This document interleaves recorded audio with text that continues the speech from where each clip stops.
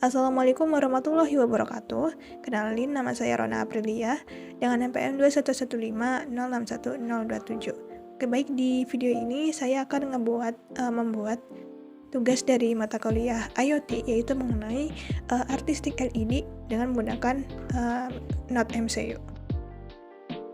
Alat dan bahan yang dibutuhkan. Untuk yang pertama sini ada LED warna-warni. Untuk jumlahnya opsional. Di sini aku pakai 8 buah LED. Kemudian untuk selanjutnya di sini ada papan breadboard. Dan di sini ada Node MCU ISP8266. Selanjutnya ada kabel USB yang berfungsi untuk menghubungkan Node MCU itu ke laptop. Terus yang terakhir di sini ada kabel jumper. Selanjutnya untuk perakitan alat, di sini aku yang pertama memasangin LED itu ke papan breadboard. Sebelumnya untuk masang LED itu kita harus mastiin yang mana anoda dan katoda dari LED itu. Untuk yang pertama, kita bisa lihat dari kaki LED-nya. Kalau misalkan kakinya itu lebih panjang dari sebelahnya, artinya itu yang lebih panjang itu artinya dia anoda atau positif, dan yang pendek itu dia katodanya. Kalau misalkan kakinya itu sama atau udah dipotong, kita bisa lihat dari dalam LED-nya. Kalau kan bisa dilihat di sini, dia itu kayak bentuk segitiga tapi lebih kecil. Nah itu dia itu tandanya anodanya. Sedangkan kalau misalkan yang lebih besar itu dia katodanya.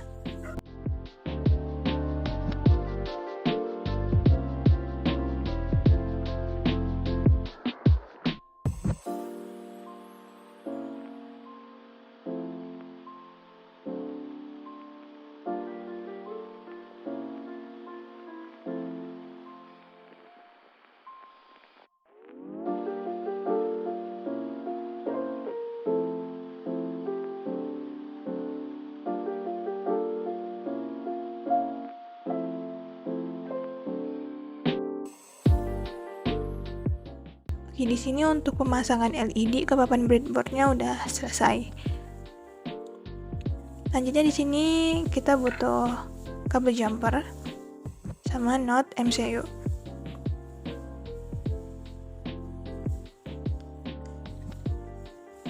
Yang mana nanti dari kaki positif LED bakal dihubungin ke Node MCU yang ada di pin D0 sampai pin D7 menggunakan kabel jumper.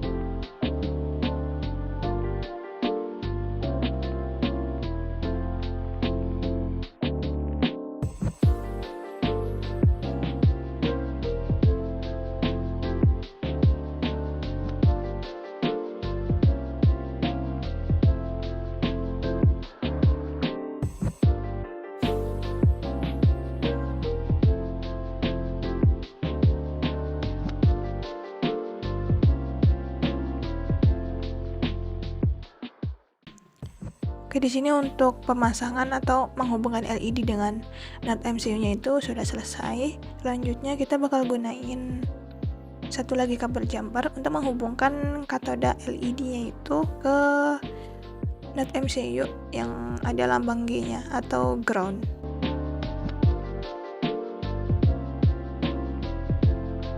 Dan langkah selanjutnya kita butuh kabel USB untuk menghubungin Node MCU itu ke laptop.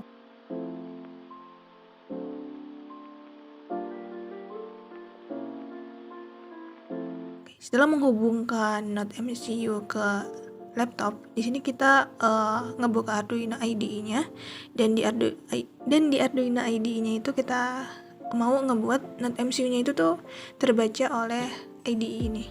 Nah, di sini kan kita bisa lihat di pojok kanan bawah ini, dia statusnya itu masih no board selected. Di sini kita harus memilih boardnya dulu, pilih yang select board and port. Terus di sini pilih Node MCU.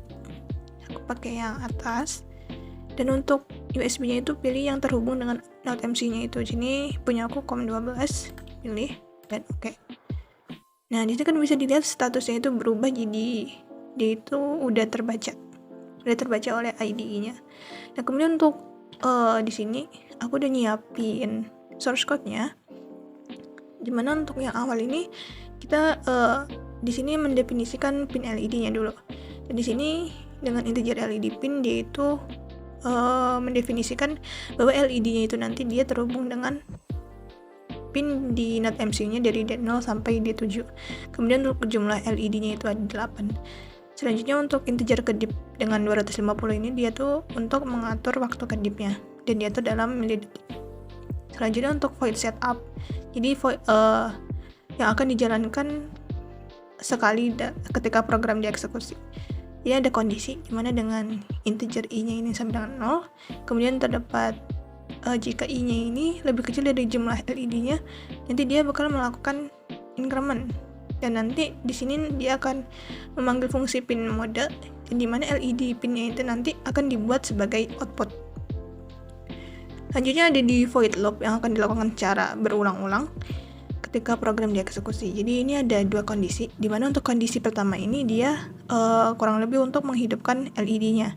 Jadi dia ada integer i sama dengan 0. Jadi jika i-nya itu lebih kecil dari jumlah LED, maka nanti dia akan melakukan increment. Dan nanti akan memanggil fungsi digital override, dimana LED pinnya ini nanti bakal high atau LED-nya itu bakal diaktifkan atau hidup.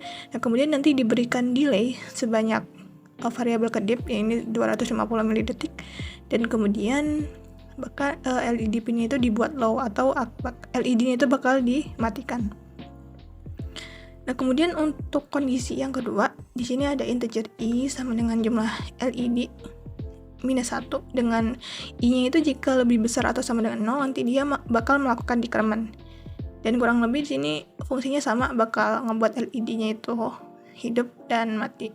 Nah untuk fungsi kedua ini tuh lebih membuat dia tuh melakukan perulangan yang ngebuat efek ini kedap-kedip yang dari ujung ke ujung gitu.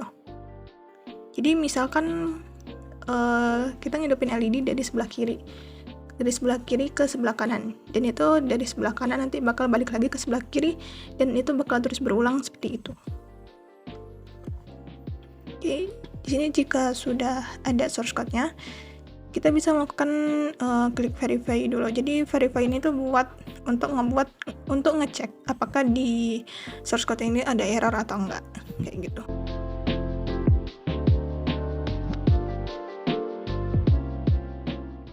Oke, jika dirasa ini udah nggak ada error, selanjutnya bisa klik button yang di sebelahnya itu untuk upload ke NAT-MCU-nya. Sini klik upload.